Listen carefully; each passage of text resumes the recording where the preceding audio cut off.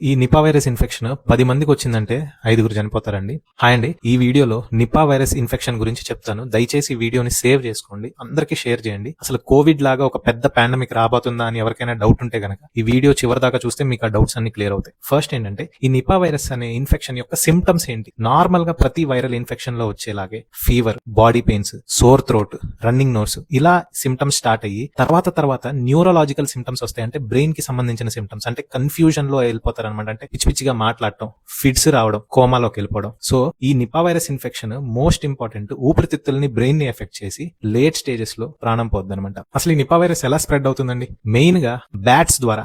Bats అంటే గబ్బిలాలు అనమాట.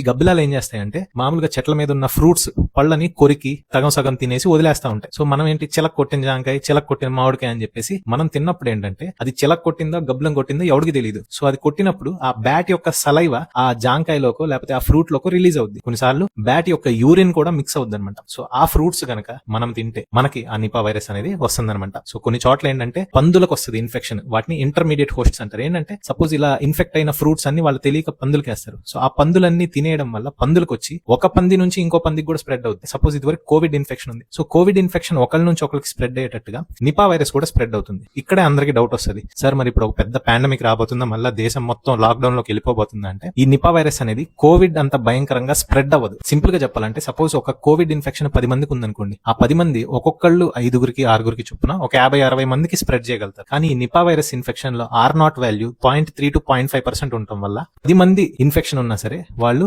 3 నుంచి 5 స్ప్రెడ్ చేయగలుగుతారు. సో ఈ స్ప్రెడ్డింగ్ అనేది తక్కువ ఉంటది అనమాట.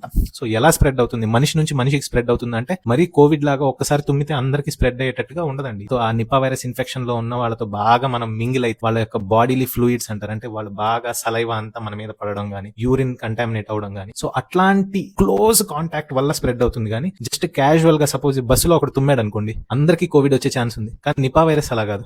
బస్సులో ఒకటి తుమ్మాడు అనుకోండి, ఆ పక్కనే ఉన్న వాడికి హైయెస్ట్ రిస్క్ ఉంటుంది, మిగతా వాళ్ళకి లో రిస్క్ ఉంటుంది అనమాట. అండ్ దీనికి ట్రీట్మెంట్ ఏంటి సార్ అంటే గనక, నిపా వైరస్ కి ప్రస్తుతానికి ట్రీట్మెంట్ లేదు. యాంటీబయాటిక్స్ లేవు, యాంటీవైరల్స్ లేవు, ఓన్లీ సపోర్టివ్ ట్రీట్మెంట్. అంటే ఫీవర్ వస్తే పారాసెటమాల్ వేయడం, బాడీ పెయిన్స్ వస్తే పెయిన్ కిల్లర్స్ ఇవ్వడం, రెస్పిరేటరీ సిస్టమ్ ఎఫెక్ట్ అయితే వెంటిలేటర్ పెట్టడం. అంటే మన బాడీ యొక్క ఇమ్యూనిటీ ఎంత స్ట్రాంగ్ గా ఉంచుకుంటే అంత మంచిది భయ్యా. మనం మార్కెట్ లో ఫ్రూట్స్ గానీ వెజిటేబుల్స్ గానీ ఏదైనా కొనేటప్పుడు దయచేసి ఫ్రెష్ గా ఉండి బొక్కలు లేని ఫ్రూట్స్ కొనుక్కోండి. తినేటప్పుడు కూడా తొక్కు ఒలుచుకొని నీట్ గా కడుక్కొని ఫ్రూట్స్ తినండి. అండ్ పబ్లిక్ లోకి వెళ్ళినప్పుడు మాస్క్ పెట్టుకోవడం, తర్వాత ప్రాపర్ గా హ్యాండ్ వాష్ చేసుకోవడం, హ్యాండ్ శానిటైజ్ చేసుకోవడం, నలుగురిలో ఉన్నప్పుడు కొంచెం దూరం పాటించు. ఇట్లాంటి జాగ్రత్తలు తీసుకుంటే కనుక ఈ నిపా వైరస్ అసలు స్ప్రెడ్ అవ్వకుండా ఉంటుంది అనమాట. I hope the video is clear. మళ్ళీ చెప్తున్నాను, కోవిడ్ లాగా పాండమిక్ అయ్యే ఛాన్సెస్ చాలా రేర్ అండి, బట్ మార్టాలిటీ చాలా ఎక్కువ. Please be aware. నేను చెప్పిన కాషన్స్ అన్ని ఫాలో అవ్వండి and stay healthy, stay fit.